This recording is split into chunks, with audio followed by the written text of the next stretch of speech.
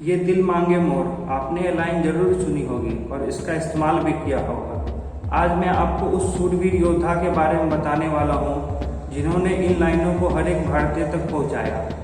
नमस्कार, मैं हूँ देवांश और आज मैं आपको कारगिल के शेरशाह 24 वर्षीय परमवीर चक्र कैप्टन विक्रम बत्रा के बारे में बताने वाला हूँ, जिन्होंने अपने शब्दों से, अपने पराक्रम से और अपने सर्वोच्च बलिदान से पूरे देश को गौरवान्वित किया था।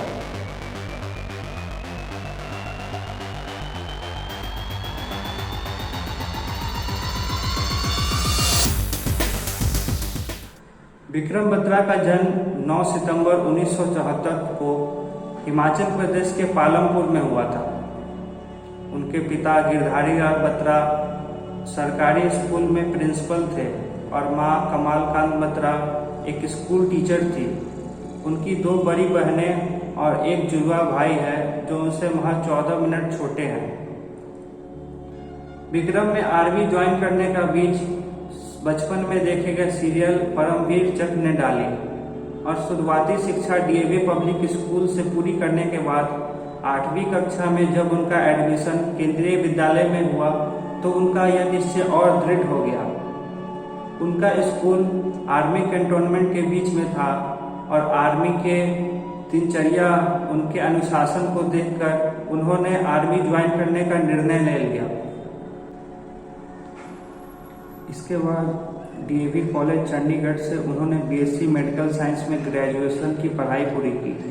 ग्रेजुएशन के दौरान उन्होंने एनसीसी के एयर विंग को ज्वाइन किया और वो best NCC air wing cadet भी चुने गए। उन्हें उनके एनसीसी यूनिट का सीनियर अंडर ऑफिसर का रैंक भी मिला और 1994 के रिपब्लिक डे परेड के लिए उनको चुना गया। 1995 में कॉलेज के दौरान उनका सिलेक्शन मर्चेंट नेवी में हो गया, पर न जाने किस कारण से ज़्यादा सैलरी वाली नौकरी छोड़ अपने सपनों को पूरा करने के लिए उन्होंने आर्मी में जाने की तैयारी करने का फैसला लिया। इसके बाद उन्होंने combined defence services CDS exam की तैयारी की शुरुआत की और 1995 में पंजाब यूनिवर्सिटी में एमए इंग्लिश में एडमिशन ले लिया। वहाँ उनकी मुलाकात डिम्पल चीमा से हुई। दोनों में प्यार हुआ और दोनों कारगिल युद्ध के बाद शादी भी करने वाले थे, लेकिन दुर्भाग्यवश ऐसा हो न सका। 1996 में विक्रम बत्रा ने सीडीएस एग्जाम पास किया और जून 1996 को कॉलेज बीच में छोड़कर उन्हें इंडियन मिलिट्री एकेडमी देहरादून जाना पड़ा। 1.5 साल की कड़ी ट्रेनिंग के बाद 6 दिसंबर 1997 को उनकी नियुक्ति लेफ्टिनेंट के पद पर 13th battalion Jammu and Kashmir rifles में हुआ।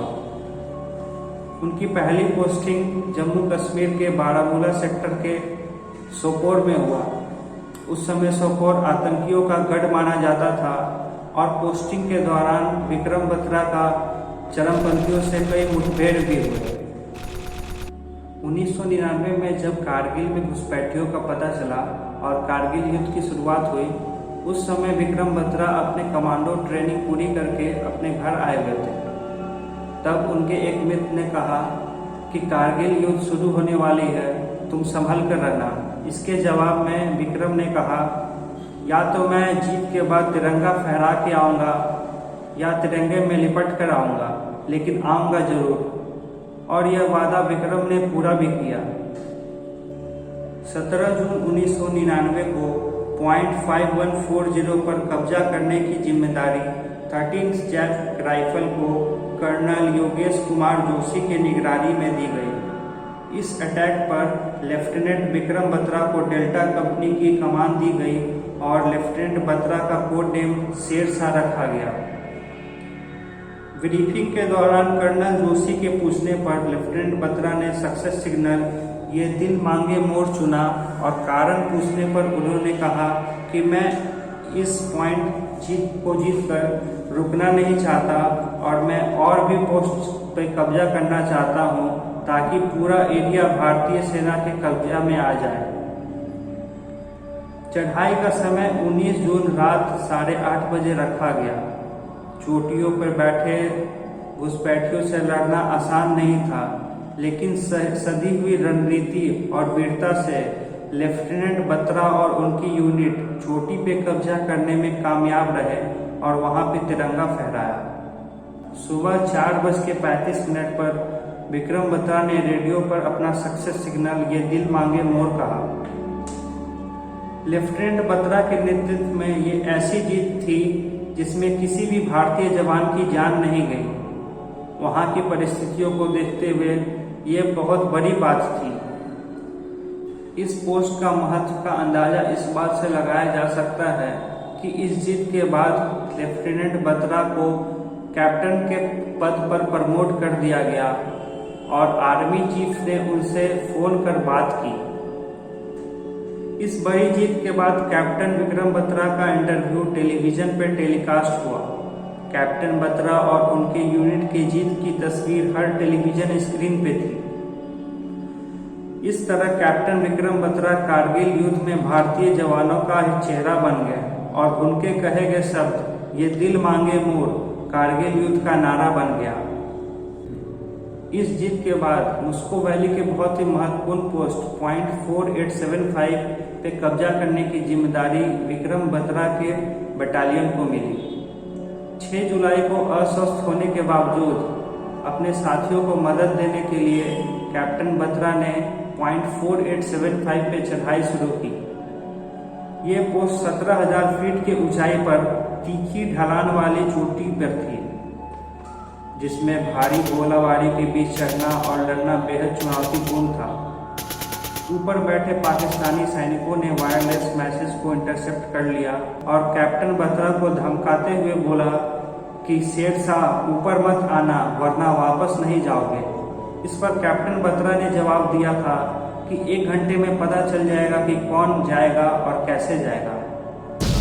ऊपर पहुंचने पर कैप्टन बत्रा और उनके साथी पाकिस्तानी सैनिकों पे टूट पड़े और उनके बंकर और पोस्ट को नष्ट करते हुए कई सैनिकों को मार गिराया। तभी उन्होंने देखा कि उनके साथी लेफ्टिनेंट नवीन के पास एक सेल आके गिरा और वह बहुत घायल हो गए।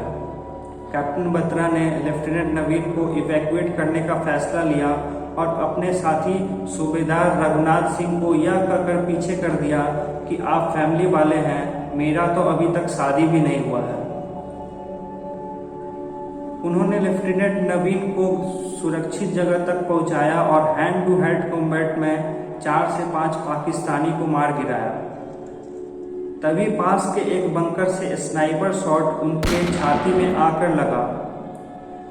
साथ ही साथ एक स्प्रिंटर आया और उनके पेट को होते हुए निकल गया। इस तरह उनकी शहादत हो गई। शहीद कैप्टन विक्रम बत्रा को उनके सर्वोच्च बलिदान के लिए 15 अगस्त 1999 को वीरता का सर्वोच्च सम्मान मरणोपरांत परमवीर चक्र से सम्मानित किया गया और उनके सम्मान में जिस चोटी पे उनकी शहादत हुई थी उसका नाम बत्रा टॉप रखा गया। तत्कालीन आर्मी चीफ वेद प्रकाश मलिक ने एक बार कहा था कि अगर विक्रम बत्रा जिंदा होते तो एक न एक दिन वह आर्मी चीफ जरूर बनते। 2021 में आई फिल्म शेर शाह विक्रम बत्रा के बायोपिक है और इसमें विक्रम बत्रा का किरदार सिद्धार्थ मल्होत्रा निभा रहे हैं। 2003 में आए फिल्म एलओसी कारगिल में अभिषेक बच्चन विक्रम बत्रा का किरदार निभा चुके हैं। जीवन और मृत्यु हमारे हाथ में नहीं है, लेकिन जब कोई देश के लिए अपना जान निछावर करता है तब वह सदा सदा के लिए अमर हो जाता है। कैप्टन विक्रम बत्रा जैसे न जाने कितने ही वीर युवा हमारी सुरक्षा और देश की रक्षा के लिए अपना बलिदान देते हैं। उनके बलिदानों का ये देश सदैव ऋणी रहेगा।